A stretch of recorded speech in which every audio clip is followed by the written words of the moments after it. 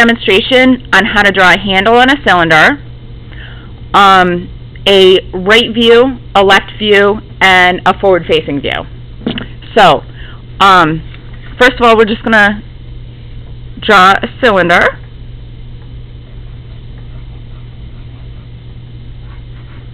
And this cylinder is going to represent a mug. It's just a generic shape. So I know all of you have a more interesting shape to draw than this, but this is just for demonstration purposes.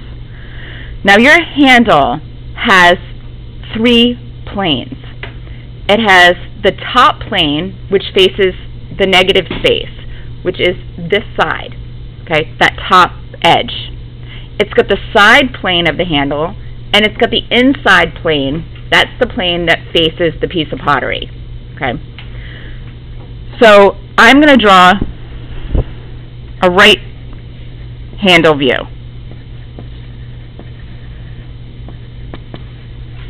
Okay? The right handle view, you would definitely see the side plane. Okay? The handle, because we're looking down on our cup and we can see the top of the cylinder, you're going to see a little bit of the top of the handle.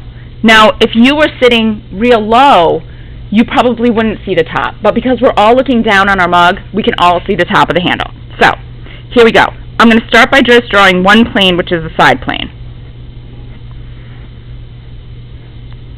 These are all handmade handles. So a good handmade handle starts wider at the top and thins out. Then, up here is going to be the top plane of the handle. Well, now, the top plane of the handle attaches to the top of your ellipse, and it's going to look curved. So the top plane of the handle is parallel, or the same, the line goes in the same direction as the top of the cylinder.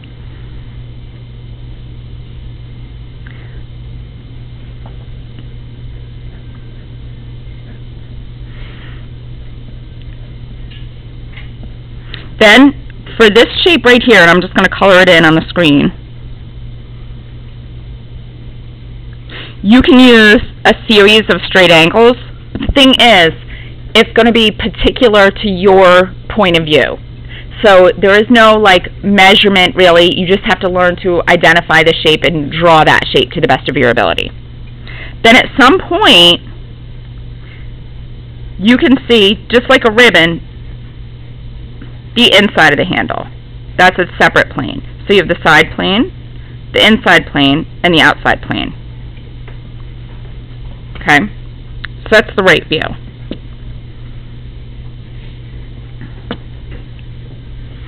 For the left view, oops, here we go.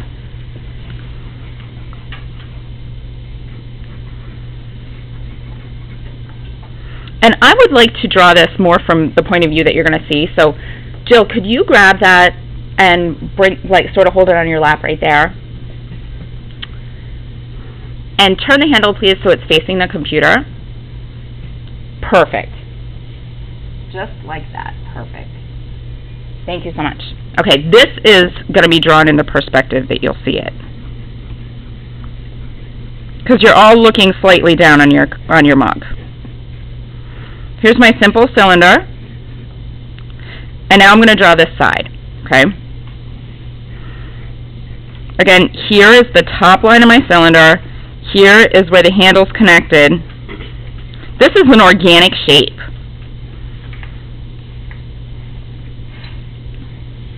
I'm drawing the side plane. Again, it's going to taper and become thinner and thinner. I see the outside plane from my point of view, which most likely you're going to see this from your point of view too. And I cannot see the inside plane, so I'm not going to draw it. You can draw this handle as a series of small straight lines, if that's easier for you. And you always want to recheck your negative space. This is the negative space in here. Negative space is all the space that's surrounding your object. Positive space is your object. Now, so far this doesn't make too much sense because I can see this vertical line of my cylinder going right through my handle. So what you would do is erase it.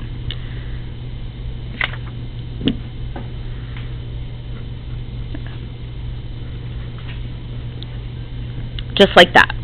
Now, if Jill doesn't mind moving the handle so it's facing me, perfect. I'm going to tilt it a little bit up. Perfect. So now for the people that have a handle that's facing them, if that's your point of view, here's the cylinder.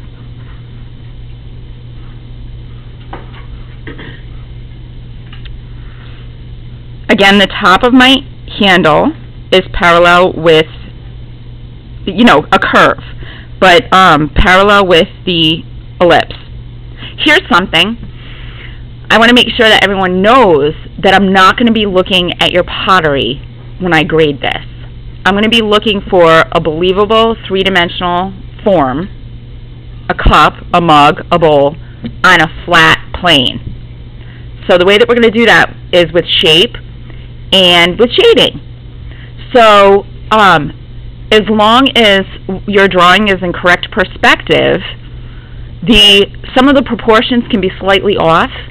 Notice I'm not going over the proportion of your handle to your pottery piece. It's just too much to think about when you're starting to learn how to draw. I'm not going to be looking at that proportion. So you just want to create something that's believable.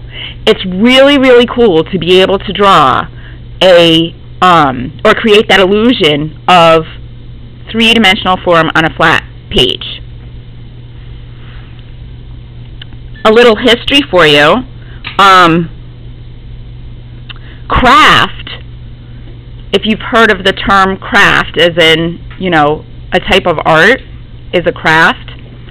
Craft's got its English name from witchcraft. Because with a craft, when you look at something, it tricks your eye. So that's the origin of the word craft. It just kind of puts you under a spell. Wow, look at that. And it kind of shocks you for a moment because there's some type of there's some type of magic in it. That's what was thought back then. So here's a frontward facing handle. Now you can't see so well the side planes. You more so see the front plane. All good handles that are pulled, or all good handmade handles, are wide and get thinner. Otherwise, they would just collapse. You would have shading, whether it's stippling or cross-hatching, most likely underneath, because this part curves out and then is tucked in.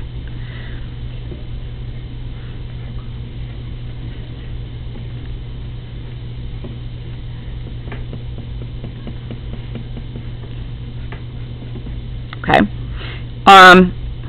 There are some curved areas here. I can see a little bit of the side plane. So just like that. And that's it. Chances are there's going to be a cast shadow underneath the handle somewhere, right in here. Okay. So what I'm going to do is I'm going to either photocopy this for you or photocopy my handout that I give to ceramics classes on handles and mugs that I've spent a little bit more time on, and I'll give you a copy of that tomorrow. But in the meantime, if you have a handle, please practice drawing it on one of your forms, and I'll come around and see how you do. So the tough part's going to be applying this demonstration onto what you see from your point of view. Okay?